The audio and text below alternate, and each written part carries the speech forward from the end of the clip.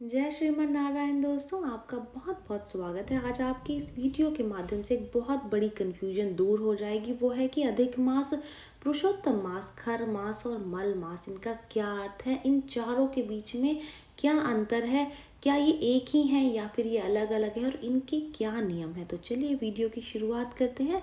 Hindu calendar और समय की धारणा को समझना थोड़ा सा कठिन है। इसमें सूर्य की गति के अनुसार सौर मास, चंद्र की गति के अनुसार चंद्र मास और नक्षत्र की गति के अनुसार नक्षत्र मास होता है। सभी के अनुसार ही 30 त्योहार जो है वो इनकी तारीखें नियुक्त की जाती हैं। इसलिए चंद्रमास को देख करके ही सारे 30 त्योहार हमारे भारतवर्ष में मनाए जाते हैं। अब हम समझते हैं कि अधिक मास, पुरुषोत्तम मास, खर मास और मल मास क्या होता है। हिंदू पंचांग के अनुसार सौर वर्ष में 365 दिन, 15 घटी, 31 पल व 30 विपल होते हैं, जबकि चंद्र वर्ष में 354 दिन, 22 घटी, 1 पल व 23 विपल होते हैं। और सूर्य व चंद्र दोनों वर्षों में 10 दिन, 53 घटी, 30 पल व 7 विपल का अंतर प्रत्येक वर्ष में रहता है। इसलिए प्रत्येक 3 वर्ष में चंद्र वर्ष में एक माह जोड़ दिया जाता है और उस वर्ष में 12 के स्थान पर 13 महीने हो जाते हैं। इस बढ़े हुए मास को ही अधिक मास कहते हैं। क्योंकि एक और महीना जुड़ गया है तो इसीलिए इसको अधिक मास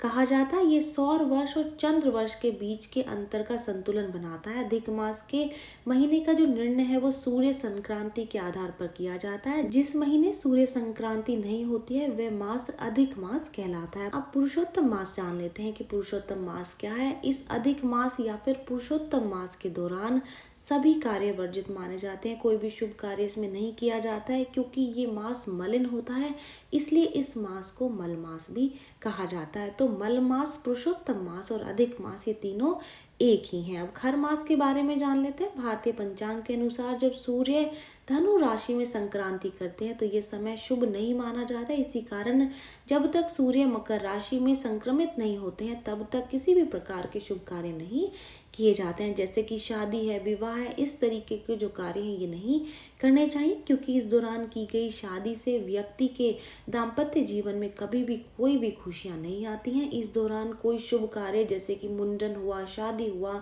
गृह प्रवेश या फिर घर की नींव रखना, इस तरीके के कार्य नहीं किए जाते हैं। पंचांग के अनुसार ये जो समय है वो सौर मास का होता है जिसे खर मास कहा जाता है। खर मास को भी मल मास कहा जाता है। खर मास में खर का अर्थ जो है वो दुष्ट होता है और मास का जो अर्थ होता है वो महीना होता है। ऐसा कहा जाता है कि इस मास में अगर मृत्यु आ जाए तो व्यक्ति को सीधे सीधे नर्क की प्राप्ति होती है। लेकिन 5 काम ऐसे हैं जिनको कि खर मास में आप कर सकते हैं और ये 5 काम भी शुभ माने जाते हैं, अच्छे माने जाते हैं। और इन कामों को इस खर मास में करने की कोई भी मनाही नहीं होती है। पहला कार्य है कि खर मास में व्यक्ति अन्नप्राशन, जात कर्म और सीमांत जैसे कार्य हैं इनको इस कालखंड में कर सकते हैं। इन कार्यों पर खर मास में किसी भी तरीके की कोई भी रुकावट, कोई भी रोक नहीं होती है। दूसरा है कि नियमित रूप से जैसे आप पूजा पाठ करते हैं, दान आदि करते हैं, ये सारे काम भी शुभ होते हैं। या फिर कोई धार्मिक अनुष्ठान या फिर कोई शुभ कार्य आप कर रहे हैं तो वो भी आप खर मास के समय में कर सकते हैं। ऐसे कार्यों में खर मास का कोई भी बंधन नहीं होता है। तीसरा कार्य है, अगर व्यक्ति की कुंडली में बृहस्पति धनु राशि में विराजमान हो, इस स्थिति में शुभ कार्य किए जा सकते हैं। लेकिन विद्वानों से सलाह लेकर के कार्य करना बहुत ज़्यादा अच्छा माना जाता है। तो अगर आप भी ऐसा कुछ करने की सोच रहे हैं तो किसी पंडित से, जो कि विद्वान ही पंडित है, उससे बात कर लें, उनसे ही सलाह लेकर के अपने कार्य को करें। चौथा कार्य है, अगर व्यक्ति गया में किसी श्राद्ध कर्म या फिर तर्पण विधि को करना चाहते हैं तो खर मास में कर सकते हैं। साथ ही अगर कोई कोर्ट मैरिज करना चाहता है तो वो भी खर मास में कर सकता है।